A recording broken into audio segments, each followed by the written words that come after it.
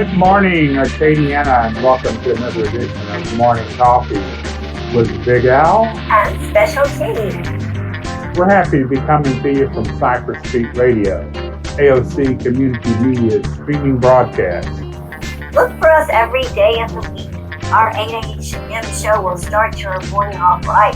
That's right, in a good way. Not right as radical as in radical right.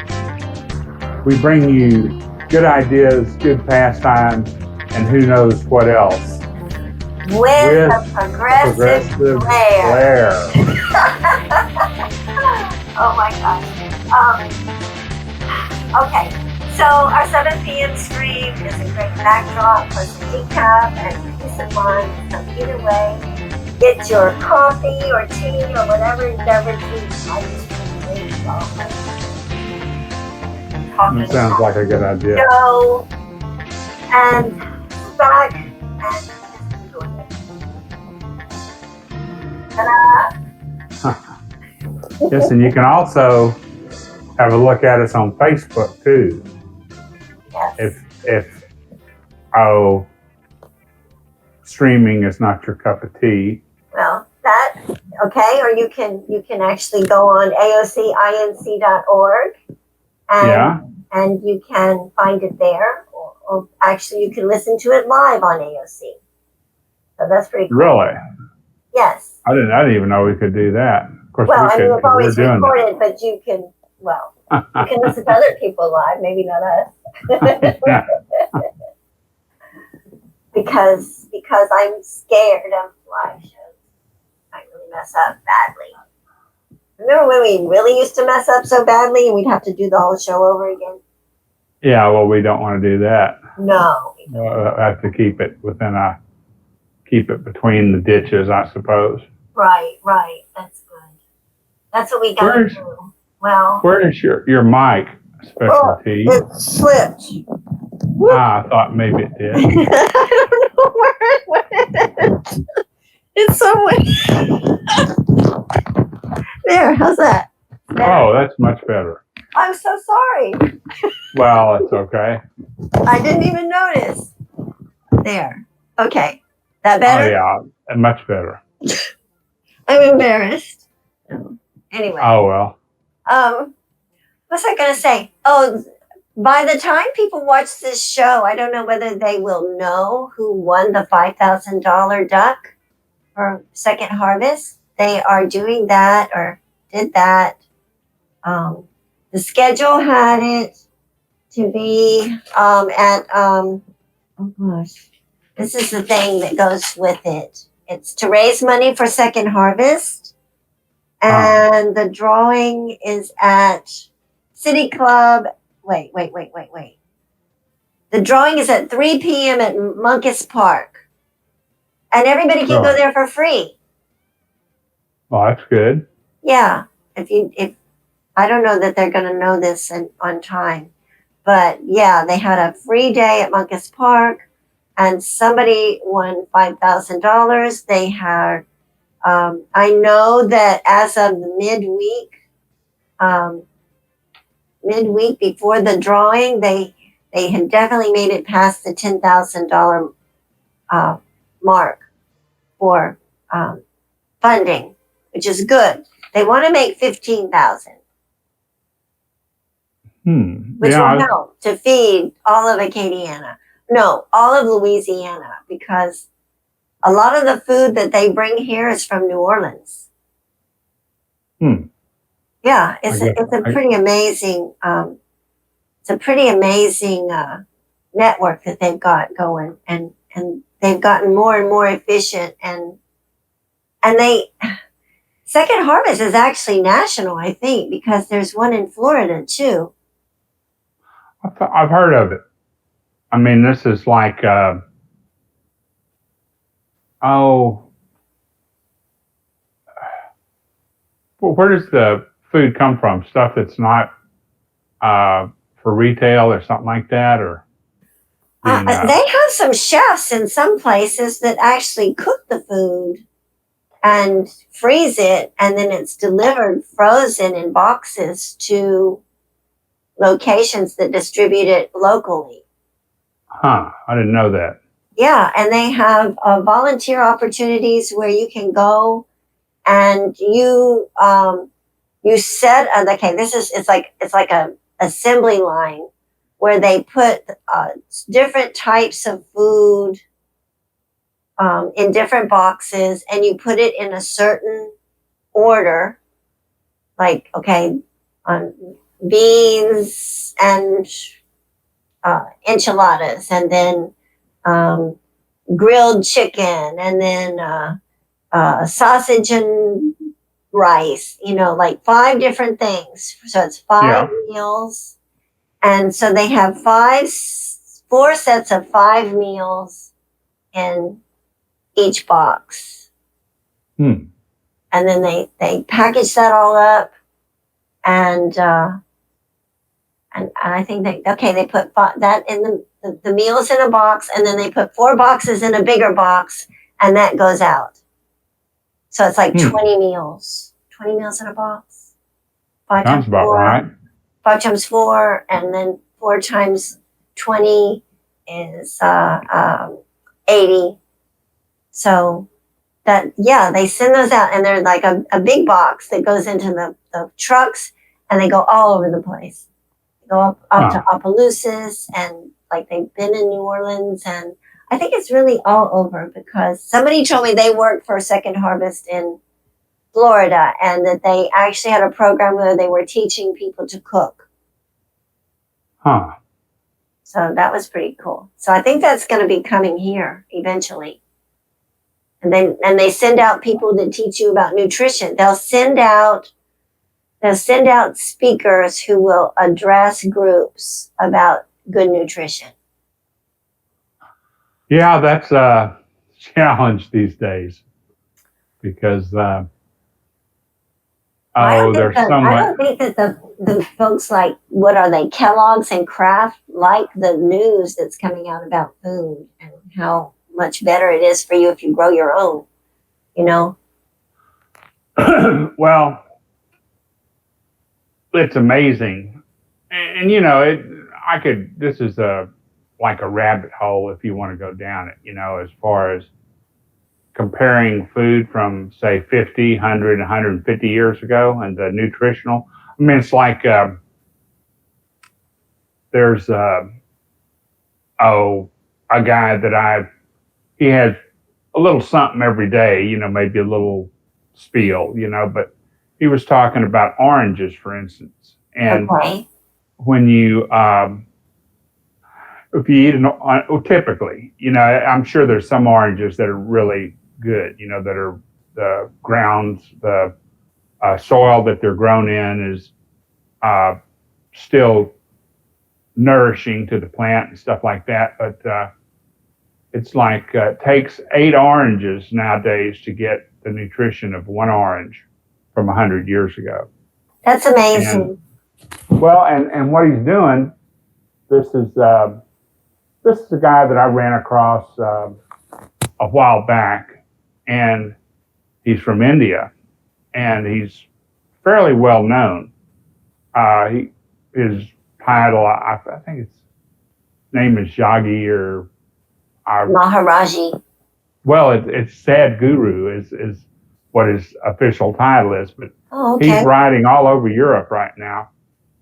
Okay. Spreading the, getting people, so trying to generate some interest in people doing good stuff for the soil. Well, we have people in Master Gardeners who want to do that too. Yeah, well, they should, that would be a good place to hook up, because, that's not rocket science, that the better the soil you have, the better the food you're going to grow with it, Right. And it actually takes at least a year to get your soil where it should be if you want to really do some good gardening. And at the same time, I'm a proponent for, doing it naturally. And that doesn't mean just sitting back and letting it happen. It means, adding, you build your own compost from the food that you eat. Right. And, well, if you look at it, say 100 years ago. I mean, and I don't know what year or what would be the closest year to where people got into the industrial farming with, synthetic fertilizer and all this other stuff. But, you used to have crop rotation was a big deal. And, it's like wheat, for instance. It's a big, the nutrition has fallen off so much. It's kind of like the oranges, It's like, used to have like, wheat used to be, I think, roughly 40% protein back 100 or so years ago, maybe 150. I don't know exactly what the figure would be, but then they hybridize stuff, which is not necessarily bad, but the thing is, if you don't know what you're doing with it, you don't know what you're coming up with. And you might have something that, it's hardy, it's not as susceptible to bugs or whatever. And then, of course, and you find out that all your pollinators are gone. Yeah, whatever it was that you had that were killing the bugs that were eating your food also killed the ones that were pollinating it. Yeah, and not to mention what the food's doing to you, because if you look at, say, Roundup, for instance, and what it does to the pests. I mean, you only get a little bit of in the humans. It's only that much that comes through. Surprise. But the thing is, it's like a little bit of poison is still not good. Yeah. And over time, it's even worse. Oh, yeah. But what's kind of interesting, pulling it into a different direction, I was listening to this person talking about, all the problems with that the war is causing with the economy, and that fertilizer is a big shortage of fertilizer, and so we're not going to be able to feed anybody. And I'm thinking, man, that would be like one of the best things, is to not have all that fertilizer going around, and well, I'm sorry, this imitation getting like steroids for cows, I mean, hello. We're going to have skinny cows because there's no fertilizer. I'm like, really? Well, it's... Now, you're not supposed to eat meat anyway. I'm sorry. Well, it's... It'd be good. I think... Huh? I'm thinking it'd be good to cull down the size of the industrial farm for livestock, because of all the problems it causes with the pollutants and the water and the air and everything else. I mean, to have all that concentrated in one place is bad. Yeah, that's but it's more profitable. Well, yeah. And that's the problem. You gotta, to me,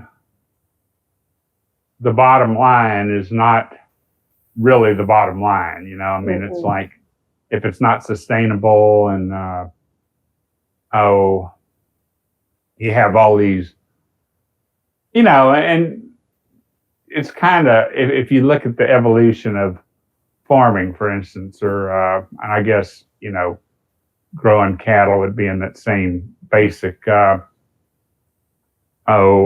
category, but you have little improvements, and somebody thinks, well, if we did this would be good. And maybe it would be, and then maybe it wouldn't, because it depends on the long-term effects and how, I don't know. It's just like some of the basic stuff, like crop rotation. I guess some people still do that. I mean, I don't know. I haven't looked into it lately, I but... do. Really? I'm going to put my beans in the other pet bed, not the same one. Yeah. I'm going to have to move over here. Yeah, well, I mean, some plants takes stuff out of the soil, and some plants put it in, and some plants you can plow under, and that's good for the. It's like composting. Right. And but I mean, it's a situation that needs to be addressed, and it needs to be enforced. You know, there needs to be legislation. There's also a movement now for foraging, where you go and you just find food. But I have a caveat for everybody with regard to foraging. You want to know where you're getting your plants from. You see a plant and it's edible, typically, you need to know how the people that tended to the plant or wherever it is. I mean, if it's in a forest that's a virgin forest that nobody's, been messing around with. But if you're like seeing purslane that's coming out of a wall in New Orleans where they typically try and kill the stuff with Roundup, you don't want to be eating that, I think it's safe just to forage in people's gardens when they have a garden in their backyard, and you can go in there and forage a little bit. Yeah, but there's weeds that you can eat too that really are. Like purslane is considered. It was so funny. I have a story to tell, and I'm sorry, Joey Durrell, I'm telling on you. But one of the things for a master gardener is to, identify weeds and bring them in these little bags and talk about what they are, and all this other stuff. And Joey Durrell brought in some purslane, which isn't, it grows profusely. It's got a little yellow flower and it looks almost like a succulent, but everything on purslane is edible above ground. I mean, you don't eat the roots, but you eat the stems, you can eat the leaves, you can eat the flowers, the seeds. I mean, all of it is edible. It won't do anything bad for you. It actually gives you really good nutrition. And in fact, it's a favorite food in France. I mean, they love it. They love it. That you can eat it raw. You can cook it. And I think you can cook anything that you can cook. You can make taste however you want it to taste. Yeah. It's all in the combination. You can put onion and garlic in almost anything. It'll taste good, and you can put barbecue sauce on coleslaw and put it on a bun and it tastes like barbecue sandwich, It's just like... I haven't tried that yet. It's really good. The texture's cool. And, but anyway, and I'm going to share something too. I had somebody stay with me for like a month. They needed a place to stay. They were waiting for their home to get ready. And lo and behold, they said that they lost 15 pounds just by living with me. But it wasn't because they were going hungry. It was that they were eating better food. Yeah, well, that's a big deal, because if you're eating nutritious food, then your body's not saying, feed me, feed me, feed me so much, because it's getting good nutrition. But that reminded me of a time I was over at your previous house, and there was a little flower. I forgot if it was a dandelion or what, but it was something that you had growing. You said, yeah, you can eat this. And and it was not bad, really, but something I hadn't thought about, because there's a lot of things that most people don't think about. They don't know what's good to eat. And dandelions are edible, and they have a pepper. The leaves of them are cool. If you get them like when they're like babies and they're coming up, they're very tender, and you can put them in a salad, and they have a peppery taste that they add, which is kind of cool.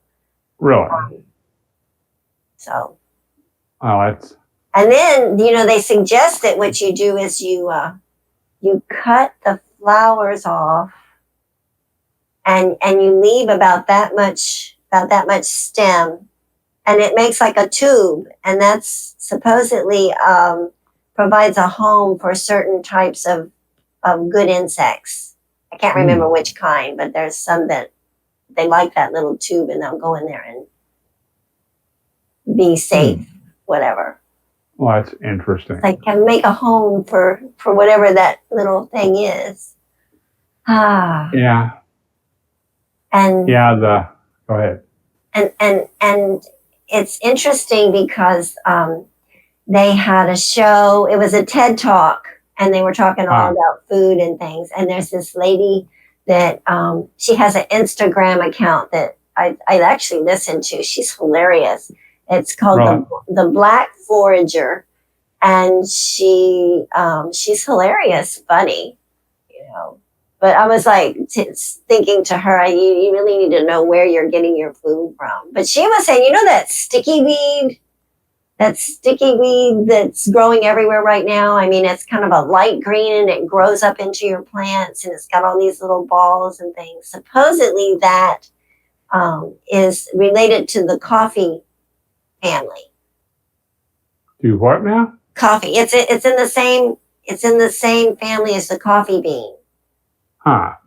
And so if you roast, okay, but let me tell you what, I don't know how anybody would be able to pick those little balls off of it and roast those balls. You'd be sitting there all day trying to make, you know, enough of it to roast. I think you would need like a whole, I mean, it's definitely prevalent enough that you could, you know, you wouldn't have any shortage. But you're going to have a bunch of people trying to pick through that stuff. It's like, you know, probably like picking seeds out of cotton. So you're saying it might be labor intensive? Absolutely. I mean, it would take you 3 or 4 days to probably get enough. I mean, because it's just not a fun job. Yeah. It's just not a fun job. But the other thing about, like, if you take the thing and wash it and soak it in water, it does make it taste like cucumber water. And then you just take the whole thing and throw it away. Cucumber water, huh? It does taste like that. Huh. Well, that doesn't really sound like a real productive thing, something I'd want to do, but well, I guess I could just put a cucumber in the blender, you know? Who was that guy? Fontenot. What was his first name? He was like this master gardener for this area. He has this amazing nursery over on the Teche. Why can't I think of his first name? Oh, during the break, I'll have to look because I know I've got it somewhere.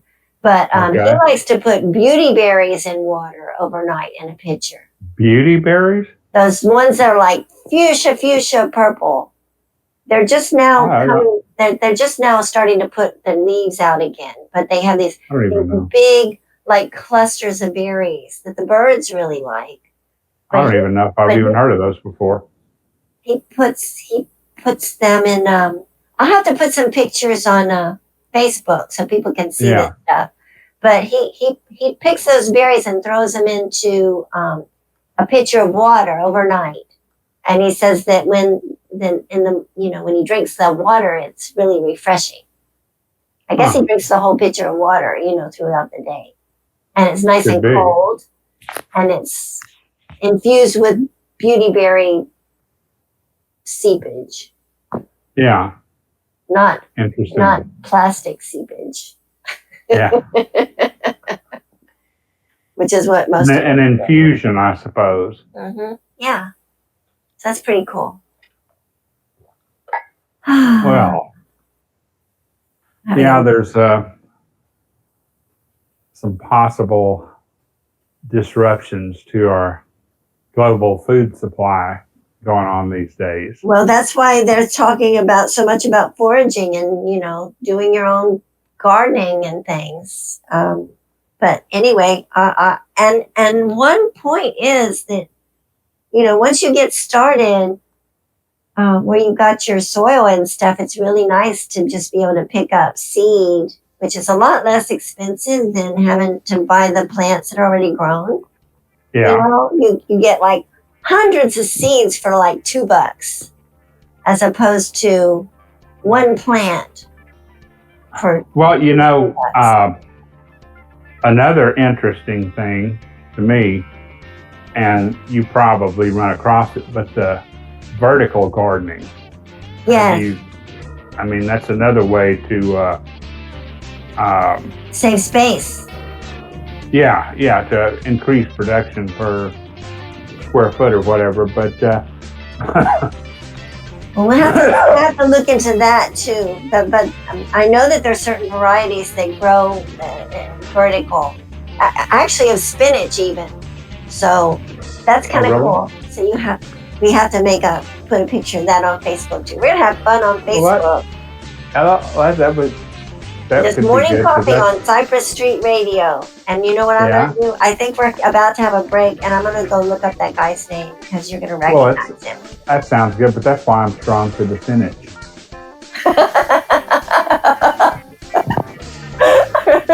Okay. Because I eat some spinach.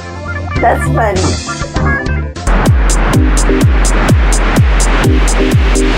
Hey, Acadiana creators, thanks for clicking on us. A lot of you have hit us up asking, we know how to get our content onto YouTube. Anybody can do that, but how the heck do we get our content onto AOC? Well, good news, y'all. We're going to show you how to join the Cool Club today and put your videos on AOC. That's 2 more channels full of viewers that you could be sharing your content with. So without further ado, let's play Submit Content.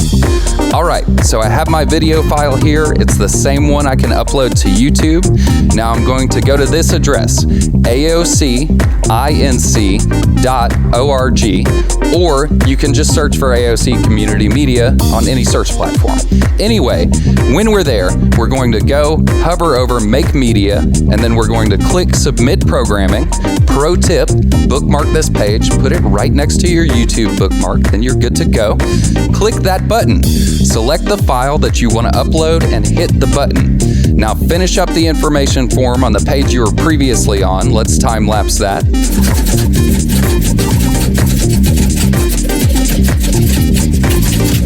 And click Submit. Now you're good to go. Now you'll be reaching your local community in a couple more ways and boosting your likes and subscribers on YouTube. Win-win. If you have any questions, you can put them down below in the comments or use old school comments by calling us or emailing us. Thanks for watching. Don't forget to like, subscribe, turn on notifications with the little bell, and we will see you out there in Media Land.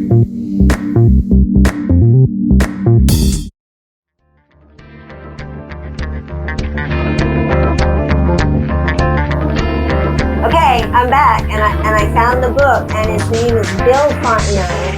Oh, he signs it as William Fontenot, but like I was mentioning, he's well-known older folks that read the Advertiser. He used to have a regular column about gardening and all that. So yeah, I think that name rings a bell. It seemed like he says, "Hi, my name's William Fontenot, but you can call me Bill." Yeah.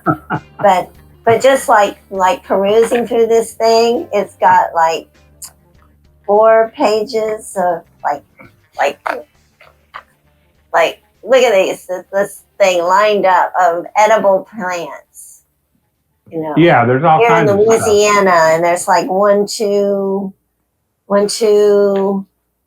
pages of that, and medicinal plants and plants to make tea, and spice plants and coffee plants that are all things that you probably run into all the time and don't even realize it, that they're and they're native to this area. So they'll be growing just randomly, you know. Yeah. Different places in the state. So of course some of them, you know, are pretty common, like blueberries. Of course they're edible. Yeah. Matter of fact, I have a bag of frozen blueberries in my freezer right now. Oh. I'm hoping they are edible. You're making me. I think I'm gonna make some cobbler. Well, you know, there's some little plants. I think they're called wild strawberries or something like that. Right. And they're, you know, probably not as sweet as not at all. But I don't know. I figured they look like strawberries, so I can probably eat them and they won't kill me. But They probably won't kill you, but yeah, they don't have any taste. I don't know. yeah, I've already tried that, but anyhow. But and then the other thing is like you can actually grow stuff for your animals, like your cats and stuff. Like yeah, I'm trying to. They have some cat grass that Cat came out grass, really huh? easy. I'm trying to get some catnip going, which Huh. probably once it gets up, it'll be really gone. yeah. Yeah. So I don't know. It's pretty cool stuff. Yeah, I don't know. We've definitely been out lobbied on a lot of the food stuff, food sources and food production methods and allowable chemicals. And, Mm-hmm. you know, it's, I know, you know, I read this a while back, but some of the stuff, like, and I'm pretty sure Roundup is one of them. But I mean, it's just flat illegal in Europe, for instance. Oh yeah, And, they've got a lot of things that they ban in other Right. countries that we're just sticking on the grocery shelves. Yeah. Another thing. What was it I was wanting to mention? That oh man, it just escaped me. Oh yeah. On whatever it was I was going to share. It seemed like it was pretty important at the time. Oh well. Yeah. Oh well, I lost that one. It may come back to you. Maybe. Let's see. Let me circle back around again.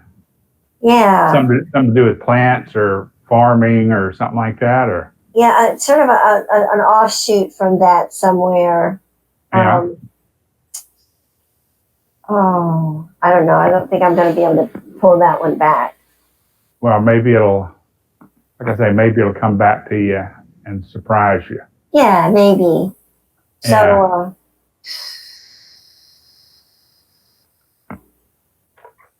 don't know. But the lobbying thing, you know, like we were talking about with different. Oh, that's what it was. You reminded me. The lobbies. Have I ever mentioned about the Kellogg's? The Kellogg's plant. It's not a plant. It's not a plant that grows. It's a facility where they actually have a complex, and it's like a jail. Huh. I mean, it's got armed guards, and it's got like these fences all around it with the barbed wire up on the top to keep people, Yeah. supposedly to keep people from getting in, Yeah. as opposed to keeping people from getting out. And it's in Crowley, or outside of Crowley. Did I ever talk about that before? That didn't ring a bell. I mean, I was shocked. I mean, it looks like, it's serious security going on there. And okay, maybe it's to protect the food, because some radical crazy person might decide to taint the food. I don't know.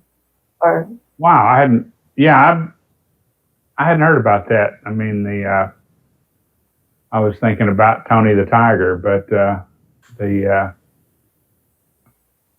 it's actually the Kellogg company. Yes. The regular one that we know and love from right, the childhood cereals, commercials. Cereals and processed foods and things that they make. And I don't know that it's a manufacturing place. It almost seems like it's some sort of chemical complex. Where they figure out all their formulas and stuff. I don't know. I guess around here maybe they could make Rice Krispies there or something. But that is where they got the Rice Festival. I didn't think about that. But Rice and I wouldn't think, sugar, the two doesn't main. seem like it'd be a good place for cornflakes, but what do I know? Yeah, but I don't Rice think they grow. Krispies and sugar cane. We got it all. Yeah. Yeah, That's pretty sugar amazing. pop. I never put that together. Yeah. Yeah, but the getting back to the, like I said about us getting out lobbied. I mean, that's, and of course I think about political stuff quite a bit because, it affects us all. And, if you don't participate, you don't win for sure. But it's very difficult nowadays to compete with the mega corporations and the millionaires and billionaires that want to get whatever they want. And they have the money to basically contribute to the campaigns and et cetera, et cetera. But it's something that cycle. Yeah, it is, and it's something that I don't know if it was foreseen a couple hundred years ago or 240 years ago or whatever. But I mean, everybody. Well, I say everybody. That's maybe this kind of a generalization, but if you want somebody in a legislative position to do something that's for your benefit or for benefit of a group or something like that, I mean, you want them to at least like you. And so that kind of expands into, well, he kind of likes me because I'm a nice guy, but he'd like me even more if I gave him thinking way back when, $1,000 campaign contribution or helped him get reelected or whatever. It's kind of a self-interest thing, but it's definitely got out of hand. And well, when they made that law that recognized corporations as people, that was a big downfall. Yeah, and that's been going on. It's identifiable. The Citizens United and all that good stuff. Corporations are people and money is speech. I mean, that's such a.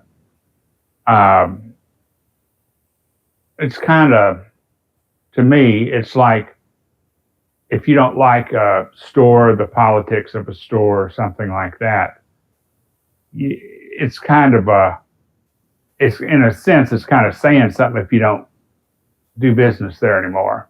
But it's not, money's not like you're entitled to spend so much money on something like it's a right to free speech. Because it's not, to me. I mean, it's not like you can influence something. Because basically, I mean, there's also the bribery aspect. I mean, when is it? Well, yeah, they did a big expose on that guy Manchin, the one who's supposed to be a Democrat. Yeah. And the things that he's done in office that are underhanded. Oh my gosh. I mean. Well, he's a big coal magnet, right? Yeah.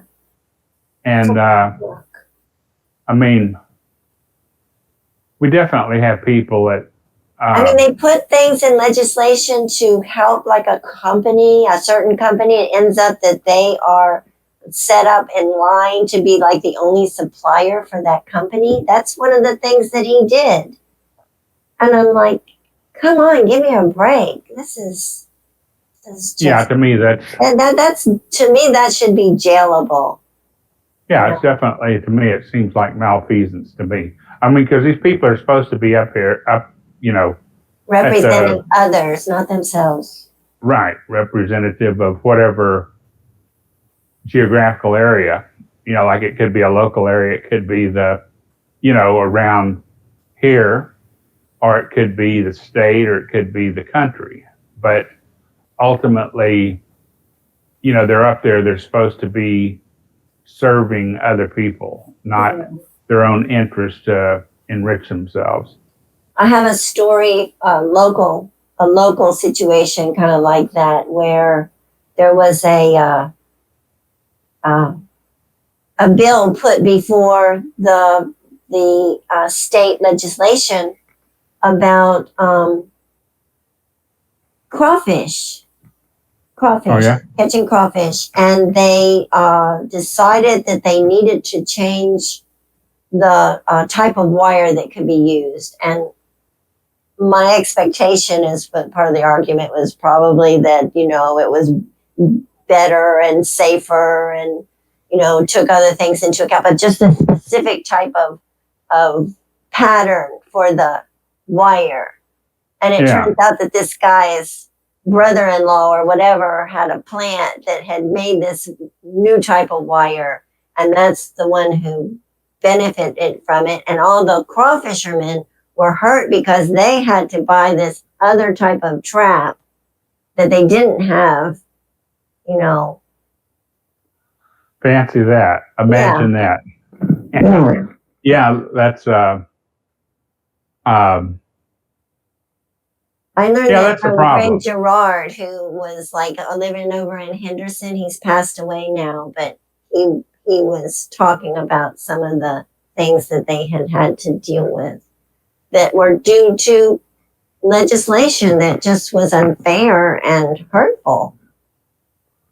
Well, you know, I guess the most recent thing going on that, you know, sticks out to me is the gerrymandering. Oh, yes. And I mean, and this thing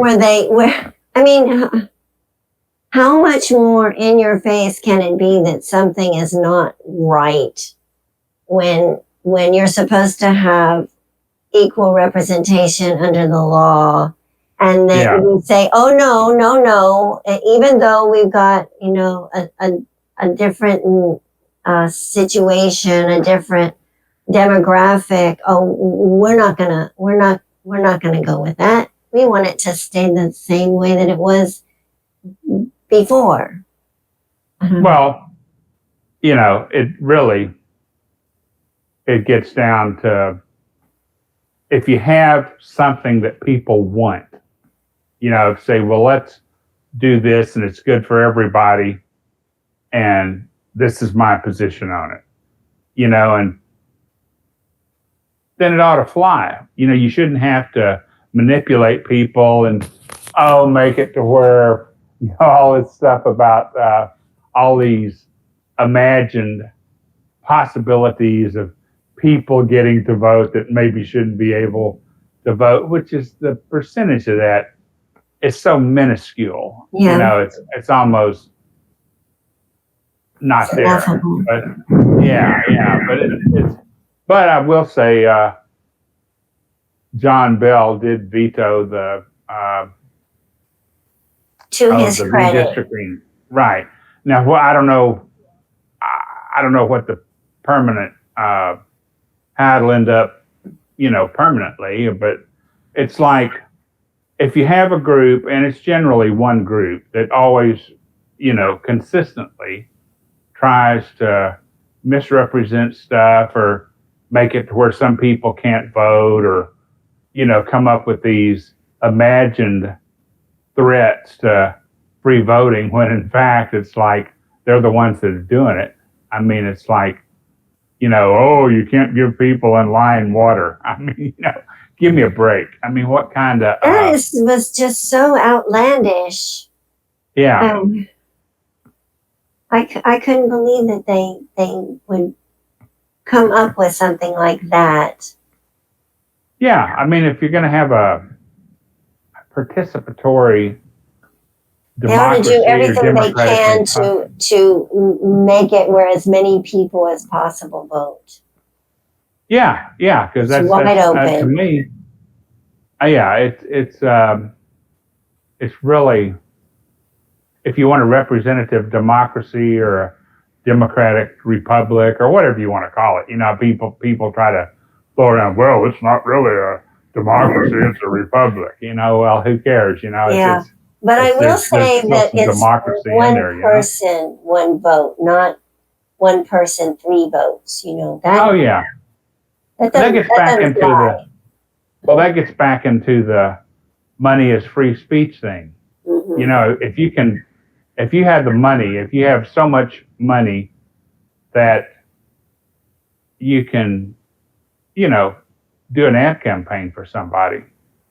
I mean, there needs to be limits on that because otherwise it's like you are getting, 1,000 votes for your ability to influence other people. I mean, being able to influence people is one thing, but it's like if you come out there and say, I think this guy's good because of this. I'm spending my money to make this commercial because I think this particular guy is the best person for this office or whatever, and that's what I think about it. And that's one thing. But when you hide you hide behind the cloak of the pack secrecy. or whatever it is. Yeah, the pack, and then all you hear is I'm such and such and such and such, and I approve this message. Well, yeah, that's fine, but who financed it? Who came up with the money? It's like who's going to benefit out of it? Whose brother makes this wire now?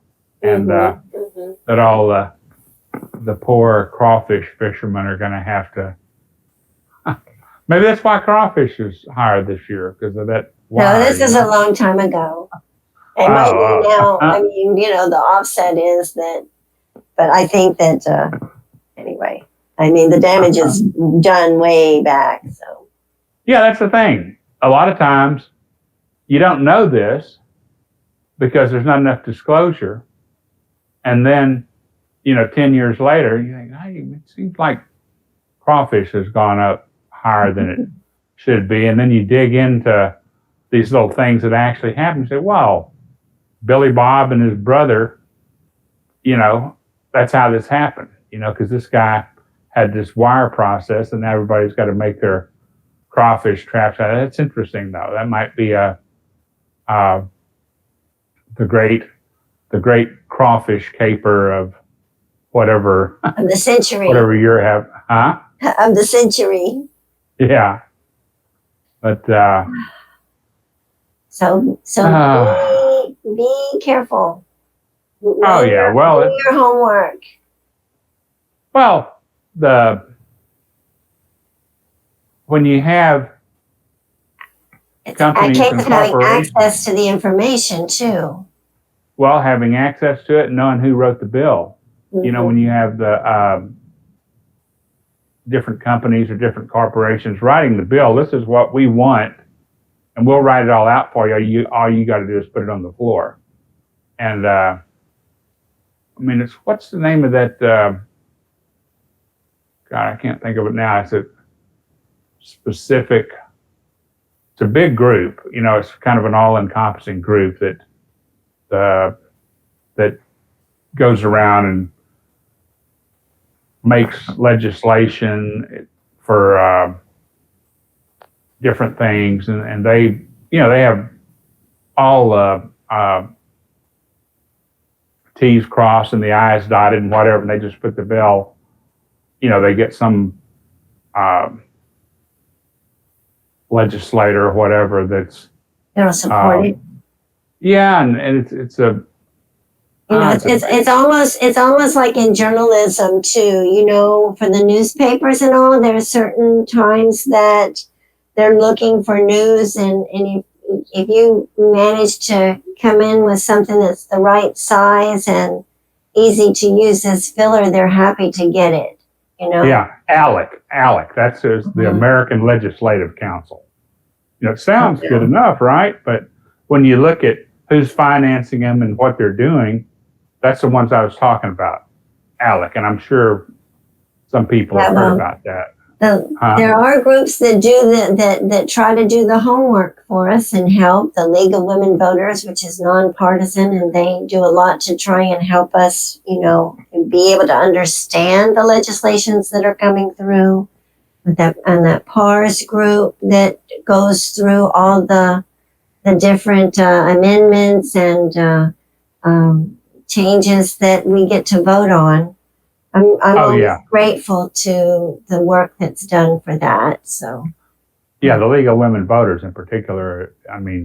That's the one I'm most familiar with. But sometimes just deciphering an amendment or something, it's like they could write in one sentence, or two. Do you want to do this or do you want to do this?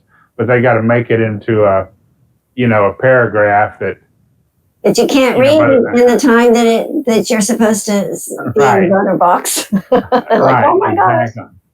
And of course, you can look at it ahead of time, but it's so helpful to have somebody that's already done that. And there's a lot of implication that just reading it, you would know that it means, that means, it's like Billy Bob and his new crawfish wire. You wouldn't know that unless you had people that investigate stuff like that. And most times these bills like that don't come before anybody except for the legislators. We don't get to vote on that. Yeah. Well, it's definitely there are flaws in the system. For anybody who's listening and doesn't know, I mean, a lot of people are well aware of this, but when we do have elections, the ballots are usually posted, and the people who are running by the Secretary of State on their website, which is sos.la.gov. Just FYI. SOS, that's Secretary of State, not the other stuff. Yeah. But there's such a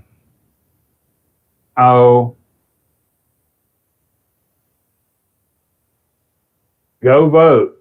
Yeah, GEAUX. Yeah, that's such a handy little app to have on the phone. I mean, let me see here. I guess. Oh wait, I know what it is. Got to get my phone in the right place, but that's something. Yeah, it almost looks like you can see through it. Huh?